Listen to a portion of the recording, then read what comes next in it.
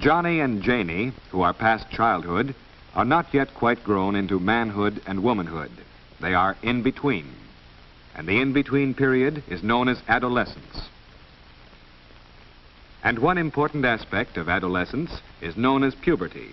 This name is used to describe the physical growth and change that bring sexual maturity.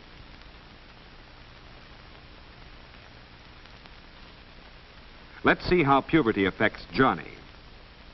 Puberty might begin any time between the ages of 9 and 16, but for average Johnny, it comes at 14. Puberty begins with a change in the functioning of certain endocrine glands or glands of internal secretion. Here's how. The pituitary gland at the base of the brain, which controls growth, begins to secrete in great quantity the growth hormone.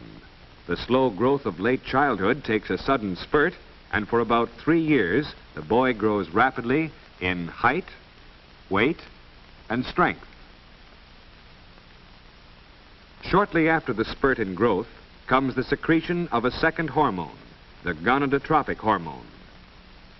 This brings about the appearance of the primary sex characteristics, which are directly related to reproduction. In boys, this means the increased development of the sex glands or gonads called the testes, and the genital organ, which is the penis. Here is a diagram of the male reproductive mechanism. The external glands, or testes, produce the spermatozoa, or sex cells, which are necessary for human reproduction. The sex cells mix with a fluid and pass through a long tube to the seminal vesicles, where they are stored. At the time of emission, the fluid carrying the sex cells passes the prostate gland, where a milky secretion is added to form semen. When these glands and organs are mature, spermatozoa are constantly being formed in the testes and stored ready for expulsion. Occasionally, they are released during sleep in nocturnal emissions. This normal involuntary action is considered a definite sign of puberty in boys. Along with the primary sex characteristics, other changes are related to sexual maturing. They are called secondary sex characteristics.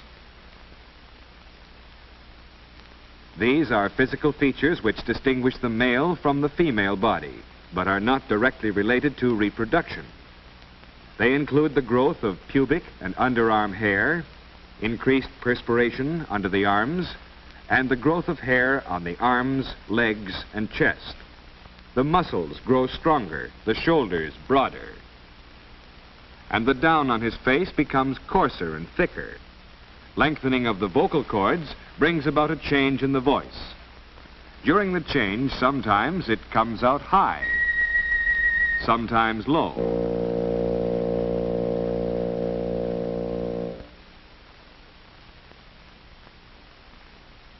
Let's review the changes that took place for Johnny during puberty. At about 14, he took a sudden growth spurt. Then he developed the primary sex characteristics. That is, his sex glands and genital organs developed, and he had nocturnal emissions of semen. And finally, the secondary sex characteristics appeared.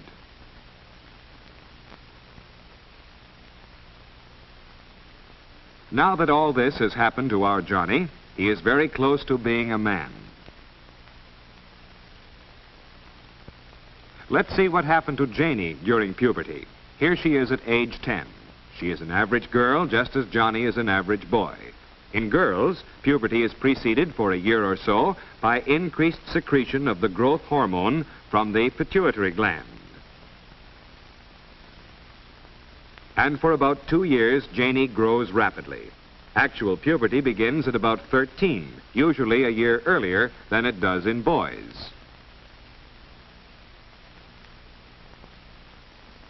At this time, the sex or gonadotropic hormone is secreted in greater quantities, and the sex glands and organs develop rapidly. Since these are all internal organs in girls, their rapid development may cause the stomach to protrude. The pubescent girl is usually very self-conscious about this. These are Janie's primary sex characteristics.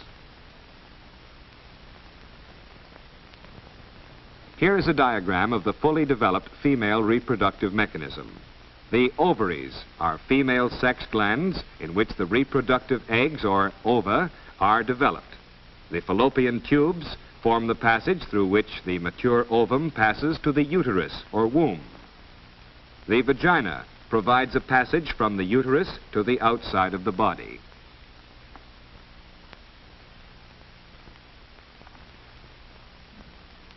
At puberty, female sex cells begin maturing within the ovaries. Usually, one egg reaches maturity and is released every 28 days. The ovum travels through the fallopian tube toward the uterus. At the same time, the lining of the uterus becomes engorged with blood and nutritive fluids in preparation for the development of a fertilized egg into a baby. If the female cell is not fertilized, it dissolves or disintegrates in the tube.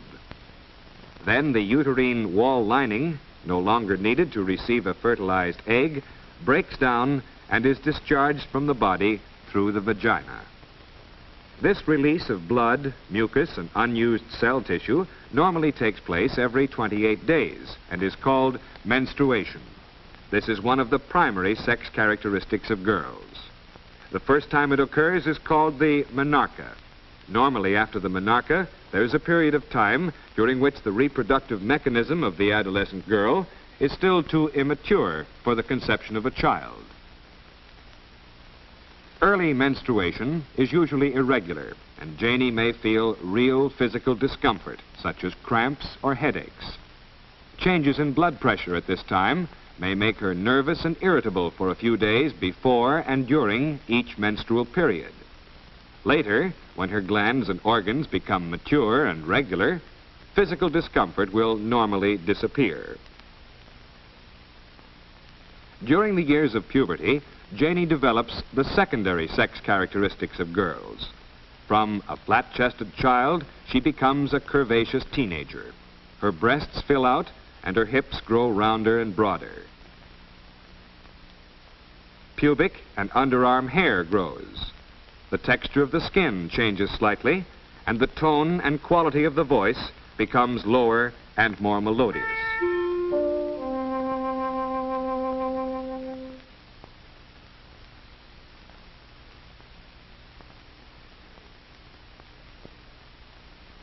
Let's review the changes that took place for Janie during puberty.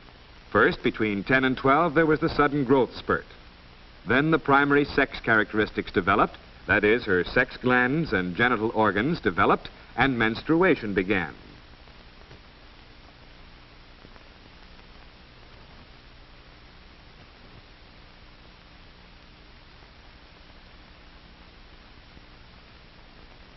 And finally, the secondary sex characteristics appeared.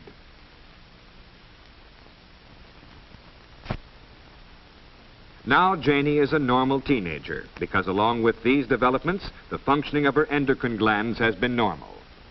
Once puberty has been accomplished, the sex glands secrete sex hormones. These slow down the secretion of the growth hormone by the pituitary gland, and the adolescent gradually stops growing. It is this balanced interaction of the sex and pituitary glands that brings about normal development. And this is important because if the functioning of the glands is not balanced, the adolescent may differ from others of the same age. For instance, the girl who reaches sexual maturity earlier than her friends may get the reputation of being boy crazy. Actually, the behavior that bothers her friends may be the result of early glandular activity.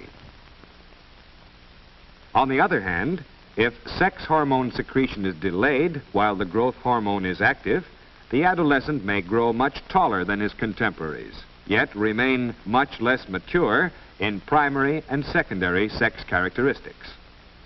Although these differences are likely to even out in the end, they may cause emotional disturbances which could have an effect on personality during adolescence and even later in life.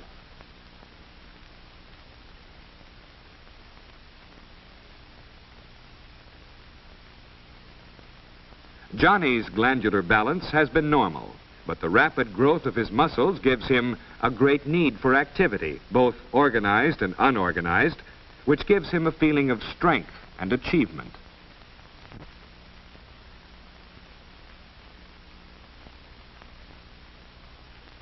And this need for physical activity may express itself in many ways.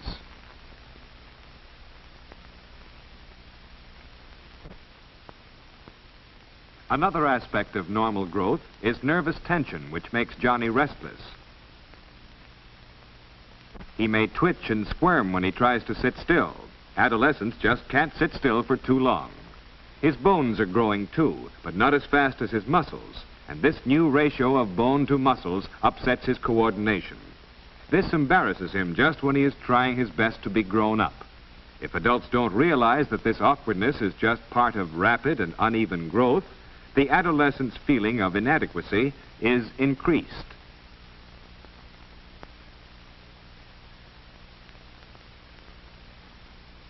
And Janie has problems too. Blemishes on her skin are a source of great unhappiness. They develop when the oil-producing glands beneath her skin suddenly become larger and more active at the time of puberty, while the ducts leading to the surface of the skin remain disproportionately small. The resulting congestion causes blackheads and pimples.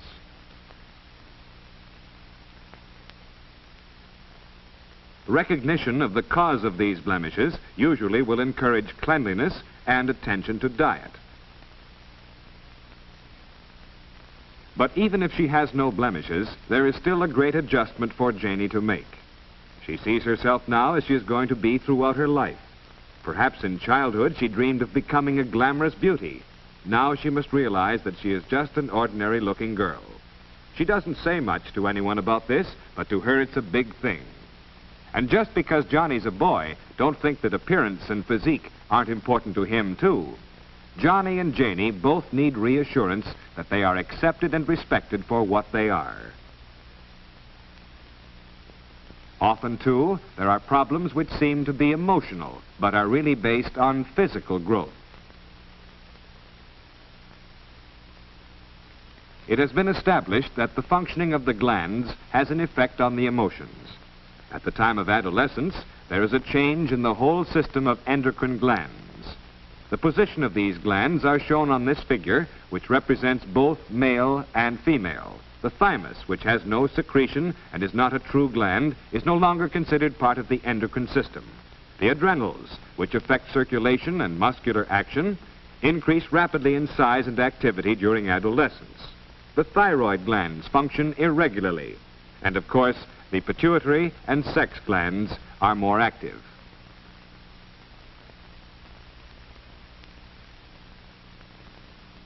This gradual and irregular readjustment of the glandular system is almost certain to make Janie or Johnny nervous, excitable, and a little emotionally unstable.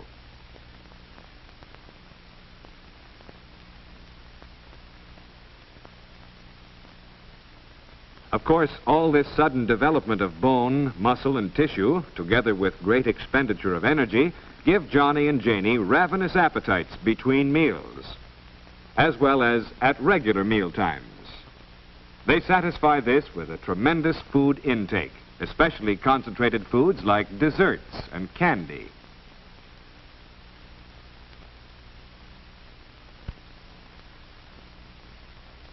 But because of all the physical and emotional stresses and strains, their appetites may be up one day and down the next. This may cause friction with Mom, who may be annoyed if her specially prepared meal is not appreciated.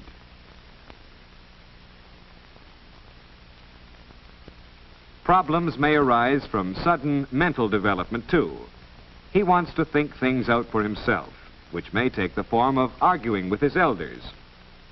During the years of puberty, the number of mature brain cells increases greatly. The intercommunication system of the brain strengthens and develops. There is a new craving for mental activity. Johnny begins to question authority.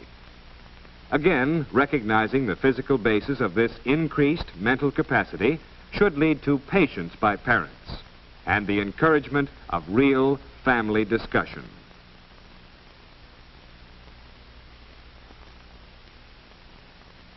We have seen that Johnny and Janie have developed great capacity for activity mentally, emotionally, and physically. They have grown much stronger. And they are able to do many things much better. Besides all this physical growth and activity, there is a sudden expansion of their social horizon. Their relationship with their friends is new and tremendously exciting. They are likely to carry some of their activities to excess.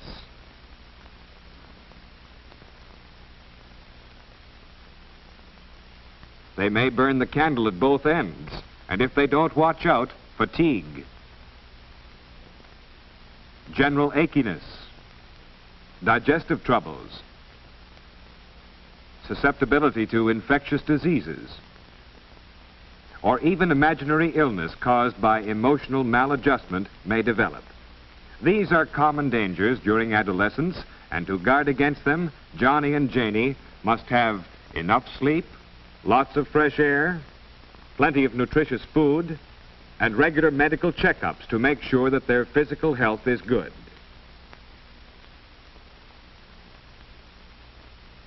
For we have seen that even with the best of health, there are many aspects of normal physical growth, especially during puberty, that may strongly influence social and emotional growth. Therefore, each Johnny and each Janie need the sympathy, understanding, and cooperation of parents and teachers to help them through these in-between years that we call the age of puberty.